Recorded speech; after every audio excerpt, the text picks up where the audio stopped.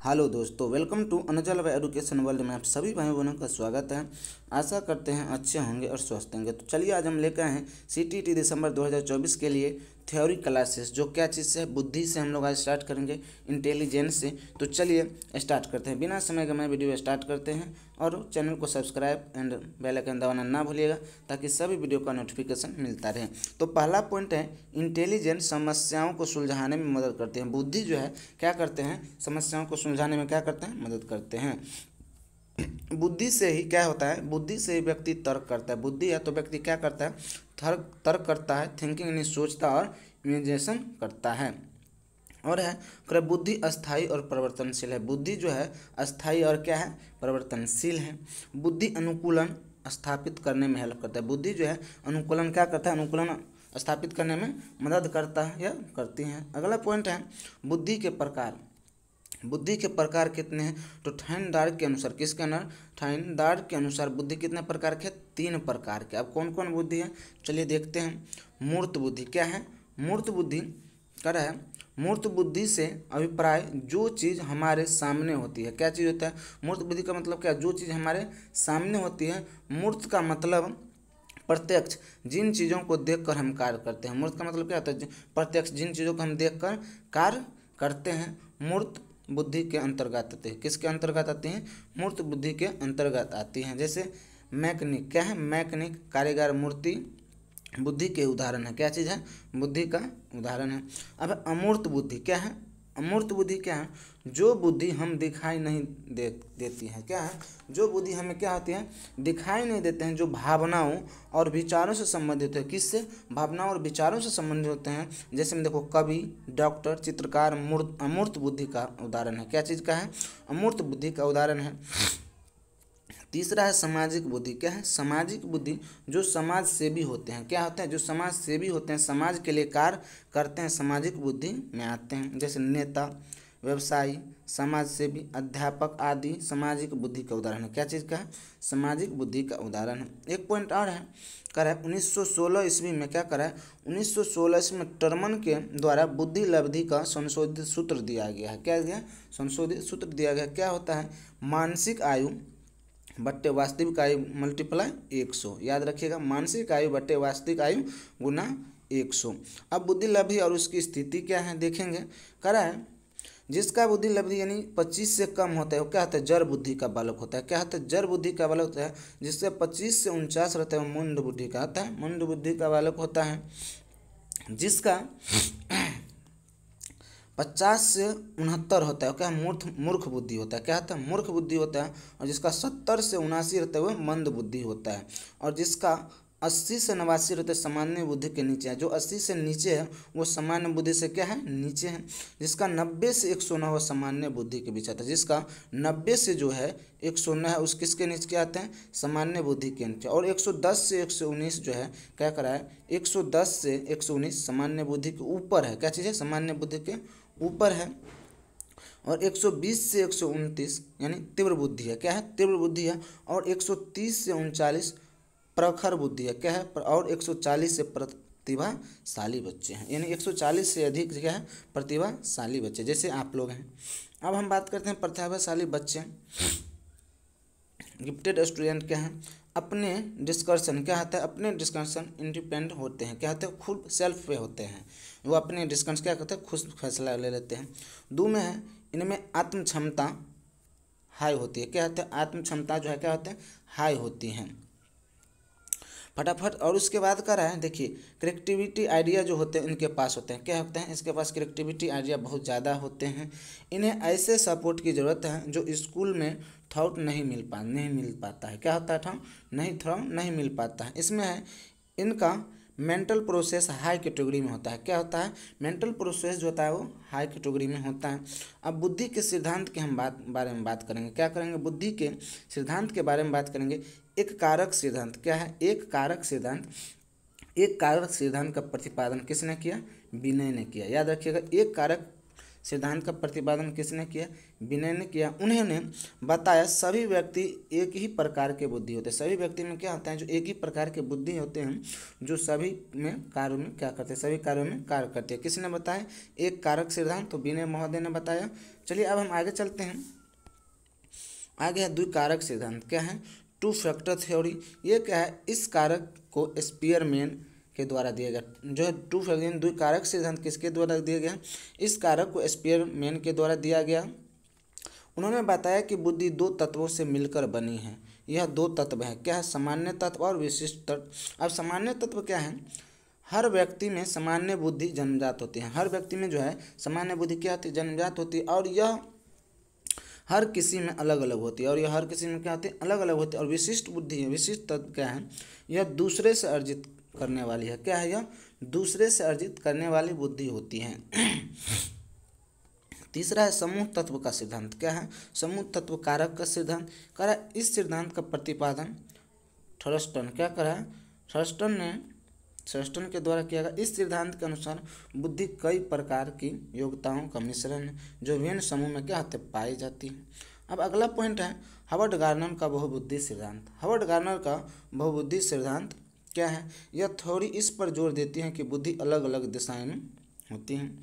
तो पहला बुद्धि है शाब्दिक भाषाई बुद्धि। क्या होता है? शाब्दिक भाषाई बुद्धि। इसके माध्यम से शब्दों और भाषा का ज्ञान होता है। क्या होता है? शब्दों और भाषा का ज्ञान होता है। देखिए, जिन व्यक्ति में इनका विकास अधिक होता है उसको क्या कहते हैं? वकील, कवि, पत्रकार, ये सब क्या होता है? आदि बनते हैं। ये सब शाब्दिक बहुबुद्धि का उदाहरण है। अब तार्किक गणितीय बुद्धि क्या है? तार्किक गणितीय बुद्धि क्या है? इसमें तार्किक योग्यता मैथ या कैलकुलेशन अधिक होती है। क्या होती है? मैथ और कैलकुलेशन अधिक होती हैं। 3 में है, अच्छा इसका और ये भी देख लेते हैं। कह रहा है जिन व्यक्तियों में इनका विकास अधिक होता है उससे अकाउंटेंट, बैंकर, साइंटिस्ट आदि बनते हैं। ठीक है। अब स्थानिक बुद्धि क्या है? अमूर्त तथ्यों के आधार पर, किसके? अमूर्त तथ्यों के आधार पर मानसिक छवि बनाना। क्या करना? मानसिक छवि बनाना। जैसे जिन व्यक्तियों में इनका विकास अधिक हो मूर्त कार्य, चित्रकार आदि बनते हैं। क्या बनते हैं? आदि बनते हैं। शारीरिक गति बुद्धि क्या है? शारीरिक गति बुद्धि क्या है? शरीर को गति देने वाले, शरीर को क्या है? गति देने वाले। जिन व्यक्तियों में इनका विकास अधिक होते हैं वो अभिनेता, अभिनेत्री, ये सब क्या करते हैं? डांसर आदि बनते हैं। अब संगीतम बुद्धि क्या है? उसके बारे में हम पढ़ लेंगे।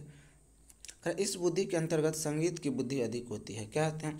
जिन व्यक्तियों में इनका विकास अधिक होता है सिंगर, इंटरटेनर आदि बनते हैं। ठीक है। अब अंतः व्यक्ति बुद्धि क्या है? अंतः व्यक्ति है। इसके द्वारा दूसरे क्या करा? इसके द्वारा दूसरे व्यक्ति के साथ इंटरेक्ट किया जाता है, यह पता चलता है। जैसे हम क्या? नेता। आगे चलते हैं। जिन व्यक्तियों में इनका विकास अधिक होता है वो क्या बनते हैं? नेता बनते हैं, सामाजिक बनते हैं, कार्यकर्ता आदि बनते हैं। अब अंतः व्यक्तिक बुद्धि क्या है?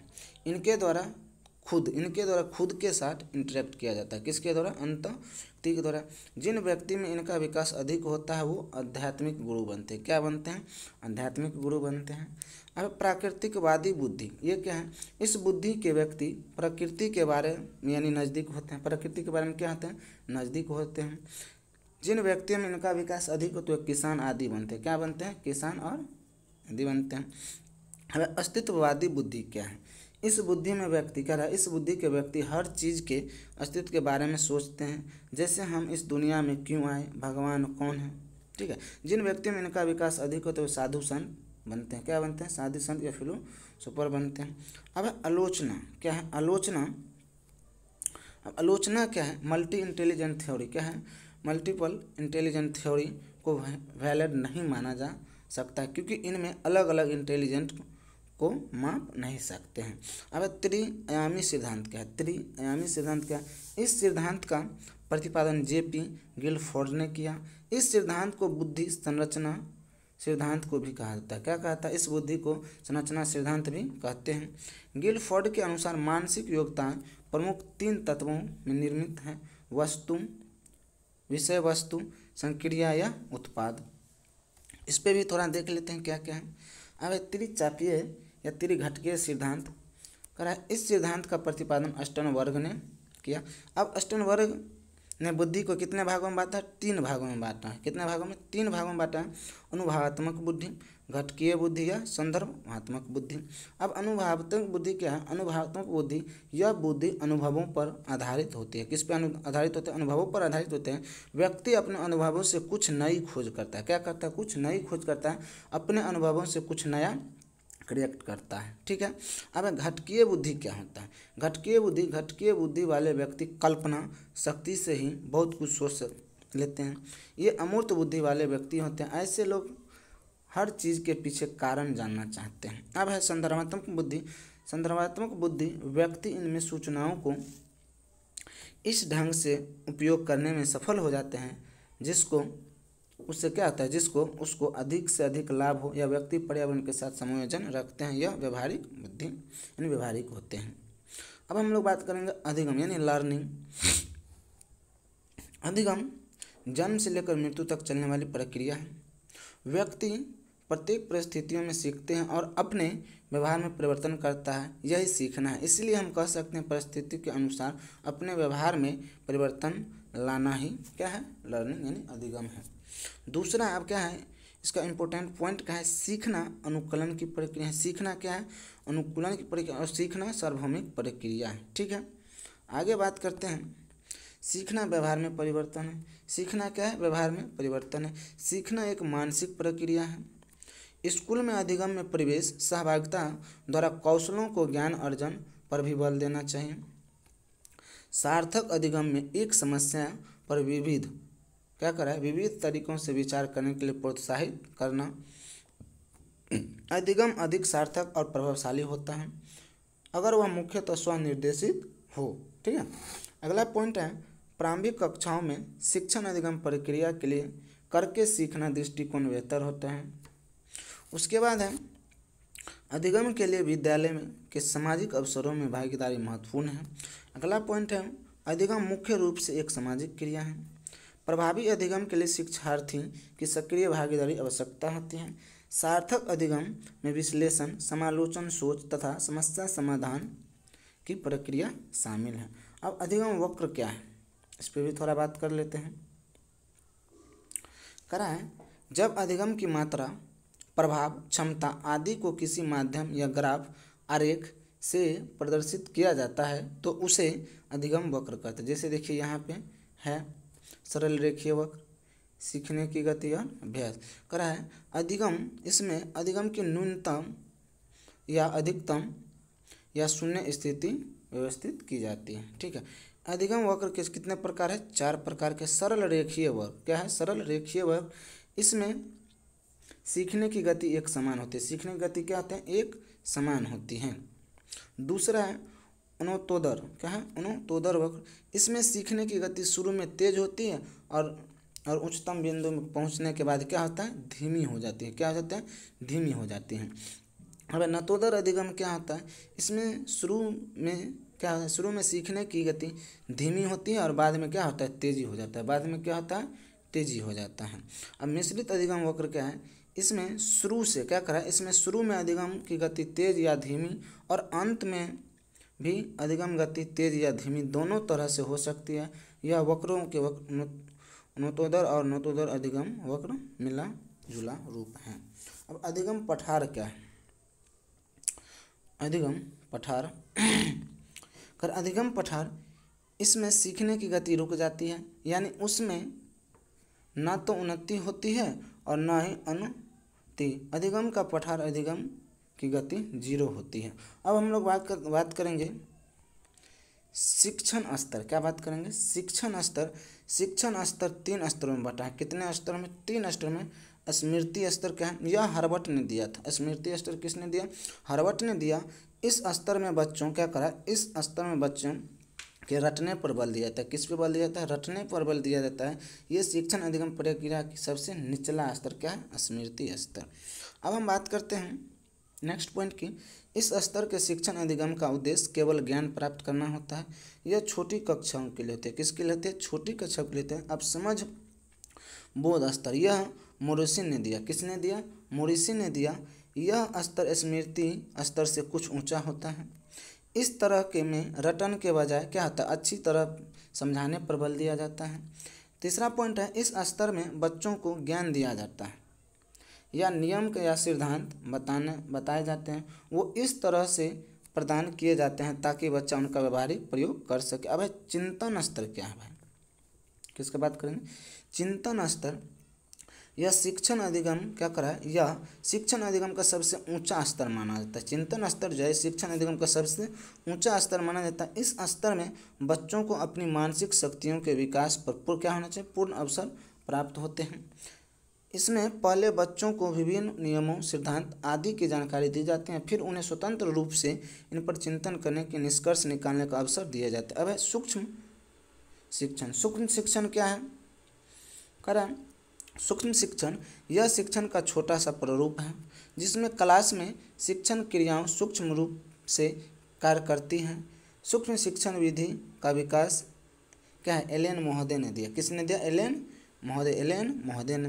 सूक्ष्म शिक्षण सूक्ष्म शिक्षण से कम समय में अधिक दक्षता प्रदान किया जाता है। ठीक है, अगला पॉइंट है,